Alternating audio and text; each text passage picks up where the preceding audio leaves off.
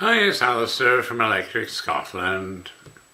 This is my introduction to my newsletter for April the 13th, 2018.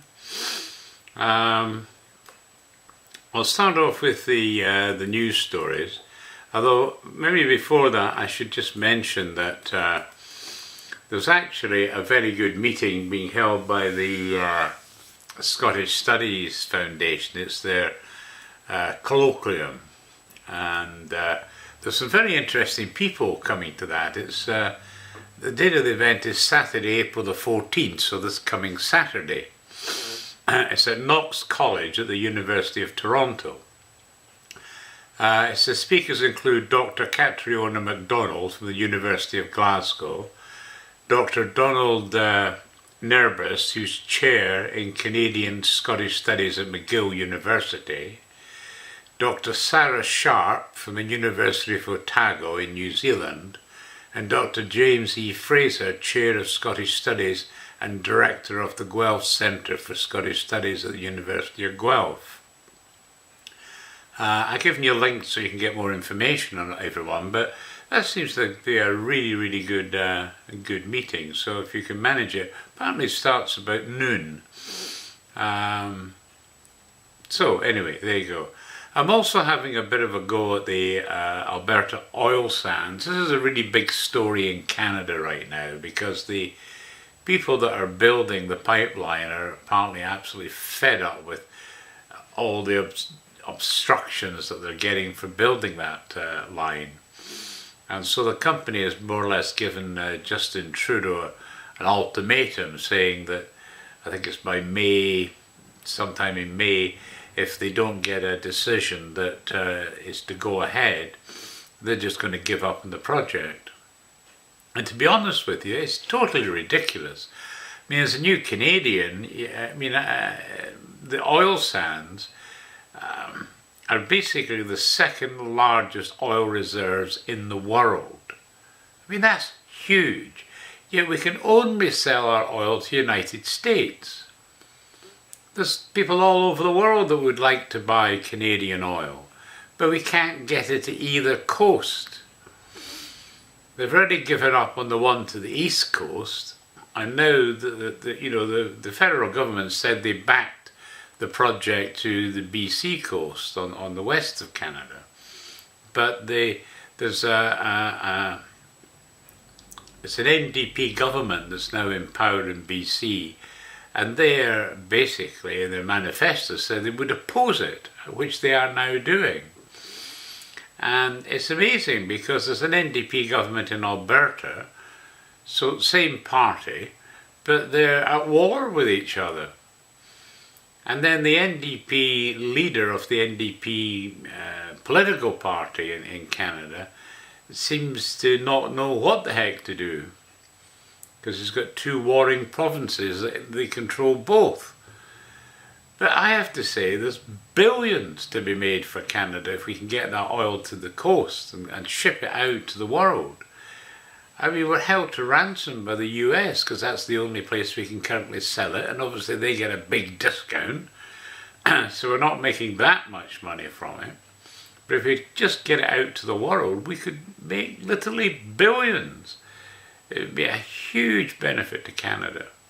Yeah, on the whole, it seems to be the First Nations people who are the major objectors, along with the Greens. And to be honest, they should both be held totally to account. And in fact, we should charge both of them billions for blocking this, because they're costing us lots of money. I mean, each individual taxpayer in Canada could see a major reduction in their tax if we get some bloody oil revenue in. Totally amazing, totally ridiculous. So I've done a wee bit of an article and given you a link to read more about it. So I hope you follow that up, because from a Canadian perspective, it's just ridiculous. Anyway, on to the news stories that I've got for you this week. The first one is the new Scottish tax system comes into force. Well, clearly that's of interest to Scots, local Scots, and people that are contemplating going home, perhaps, and So I thought I'd better put that story up so you'll know what the tax situation is now in Scotland. The next story is US Scots to help rebuild communities with Tartan Sense Initiative. It says 3 pilot urban regeneration projects in Fife and Ayrshire are set to receive funding from descendants of Scots who emigrated to the United States. So that's a really positive and good story, so I hope you'll like that one. Then something which is a concern is knife epidemic in Scotland's schools. So new figures show a 5-year high despite calls for action on knife crime in schools following the tragic death of a 16-year-old Bailey Gwynn 2.5 years ago. To be honest, it seems to me the government is deliberately trying to minimise the reports of knife crime in Scotland. I mean, this is a serious issue and it needs to be dealt with, and it needs a greater transparency. Because I'm hearing of reports of literally knife crime that are not being officially reported by teachers in schools, and that's just wrong. Also, another Canadian story from the point of view that Canadian junior hockey team bus crash kills 14. That was a very major story in Canada, because obviously if that happened in Scotland, a football team in Scotland, I mean, that would be all over the news. I mean, 14, and of course many more injured, you know. So I thought I'd bring you that story. The next story is about Tartan Week in New York. K.T. Tunstall leads Tartan Day procession in New York. And it gives you a bit of a background. It says more than 30,000 spectators flocked to New York to celebrate the event and its anniversary. And another interesting one is Kilted Scots wanted for Canadian window cleaning company. Men in Kilts is hiring in Calgary, Alberta, with the firm offering a free one-way flight from Scotland to the lucky candidate. So, hey, if you're a Scot, or perhaps not a Scot, but someone that wears a kilt regularly, then maybe that would be a great place to get a new job. And apparently in the winter, when it's problems, you can actually do snow clearing work for the same company. So it's a year-round job, basically.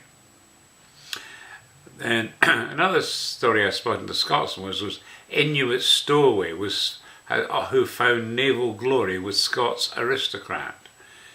They said the 18-year-old Greenlander had stowed away along with his kayak on the Leith whaler, the Thomas and Anne. So that was a really interesting wee story. So hope you enjoy that one. Rose Like a Lion. This is a wee story by John Macallan on Mick McGahey. And those of you that are from Scotland will know Mick McGahey because he was a communist, miner, very left-wing of course, but he was a real character and a really interesting person. So this gives you a little bit of background to him. Then the great Polish map of Scotland has been restored to its former glory. That's another good news story. The next one is the UK's first cat census has been launched. Well, you know, those of us who like cats or animals and that might be interested in that wee story. The next one I found was Brexit means the UK will get a better or larger trade deal with Canada, says Justin Trudeau. So, again, that's Canada, Australia, New Zealand, all keen to do new trade deals with Britain after Brexit. So that shows the power of the Commonwealth, you might say. Then I found an interesting one, which has nothing to do at all with Scotland or anything else. It says the Indian dish you can't find in India. Because actually a lot of the British people love curries, I thought I'd bring you that because it's kind of interesting. I hadn't heard of it myself. It's actually a video on it because it's from the BBC. So it looks kind of interesting. So I hope you might enjoy reading that one. UK to challenge Scotland's Brexit bill in Supreme Court. This is a brand new story, but the UK government will launch an unprecedented legal challenge against Scotland's emergency Brexit legislation early next week in the country's highest court. So it's probably worthwhile getting a background to that. Billy Connolly hits out at anti-English Scots. He says, I dislike people that write England off because they're Scottish. It's unfair and brutal, he says. Quite right too. And also, Chemical Weapons Agency confirms British findings on Salisbury poison attack. As a reporter that I thought I'd follow up because clearly that was an important findings there.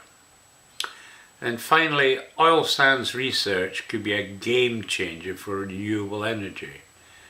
And that was a particularly interesting story as well. So quite a bit on Canada in these stories this time around, but I thought they were interesting. So anyway, these are the stories I selected for you this week. Then on the Electric Canadian front, I put out another volume of our Transactions of the Canadian Society of Civil Engineers. It's the 1933 volume. Lots of interesting articles as usual, obituaries.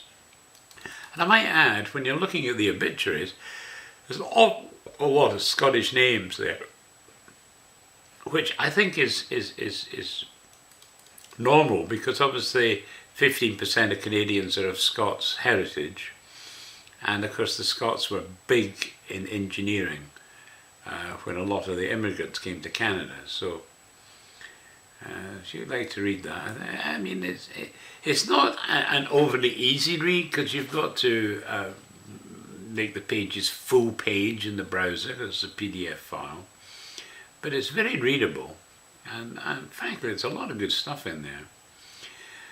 Then I have a story about the forest life in Acadia. It sketches of sport and natural history in the lower provinces of the Canadian Dominion by Captain Campbell Hardy. It was produced in 1869, so an interesting history there.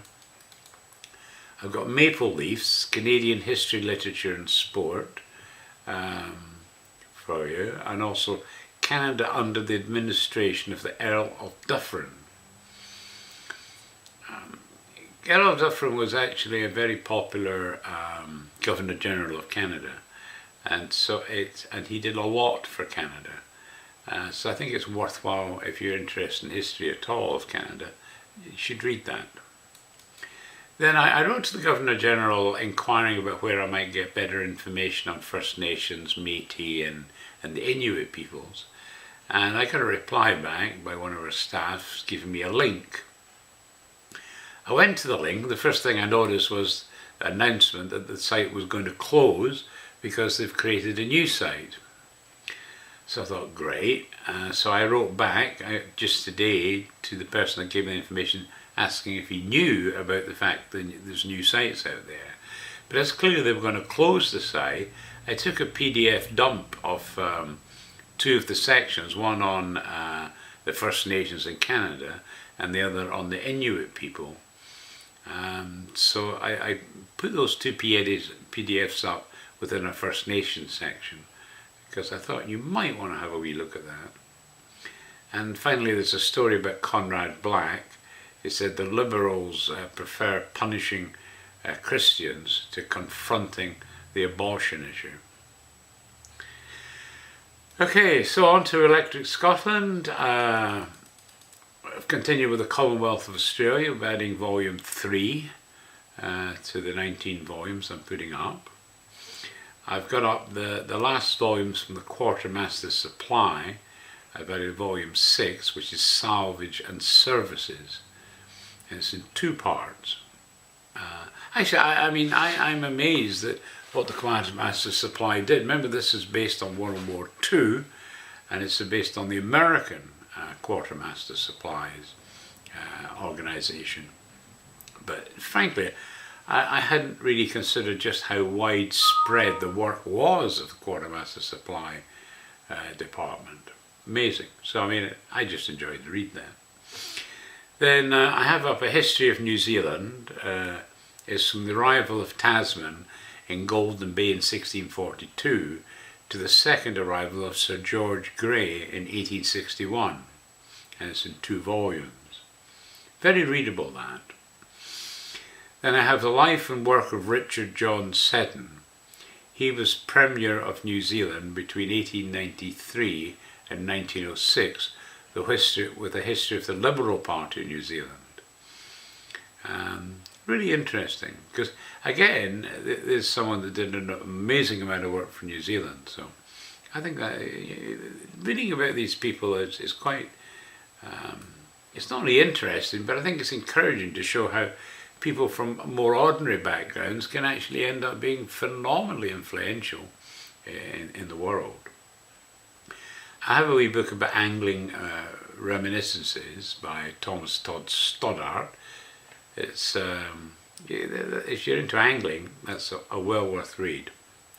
And finally, I've got the historical tales and legends of Ayrshire. So lots of good stories there. Then the story this week I've picked for you is it's actually a chapter from the book about Sir Howard Douglas. And I got to tell you, Sir Howard Douglas is one of the Scots that just made an amazing difference wherever he went in the world. And this particular story gives you a wee introduction to him in New Brunswick when he became the Lieutenant Governor there. But the main thrust of the story is about the Great Fire that totally devastated New Brunswick, and the work that he did to help with that. And that's really an amazing story and well worth the read. And I have put a link to a book about it where I got this chapter from, or part chapter from.